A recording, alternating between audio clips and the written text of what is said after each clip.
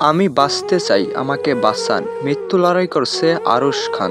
ছোট পর্দার জনপ্রিয় অভিনেতা আরশ খান মৃত্যুর সাথে লড়াই করেছেন, কেননা আরশ খান অতিরিক্ত স্মোকের ফলে নিজের ফুসফুস জ্বালিয়ে দিয়েছেন।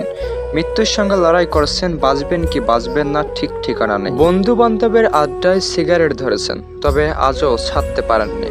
যদিও ছেড়েছেন, তবে তার বিপরীতে ধরেছেন ইলেকট্রনিক ভ্যাপ। তবে জানতেন না সিগারেটের চেয়েও ভ্যাপ যে এতটা ক্ষতিকর তা ভাবতে পারেননি। পরিবার থেকে একদম দূরে সরে গিয়েছেন আরশ খান। নিজের পরিবারের সকল দায়িত্ব নিয়েছেন আরশ খান। নিজের মাকে সান্ত্বনা দিতে এসেছেন নাটকে, তবে ভাবতে পারেননি জনপ্রিয় হবেন। একদিন আরশ খানের নামে এইগুলো টিভি চ্যানেল চলবে। আরশ খান এতটা জনপ্রিয় হয়েছেন যা বলার বাইরে।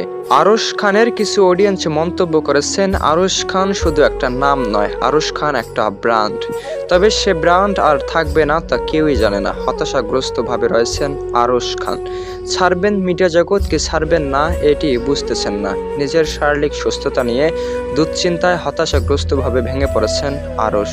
নিজের ভেরিফাইড ফেসবুক পেজে পোস্ট করেছেন, যে ভুল আমি করেছি এ ভুল কেউই করবেন না, বেঁচে থাকতে কেউ স্মোক করবেন না।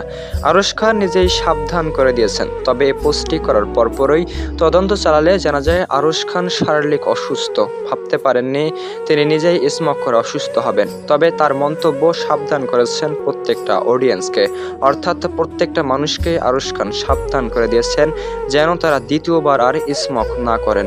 আরশ খান যে ভুল করেছেন সে ভুলের মাসুল দিতে হবে বর্তমান সময়ে।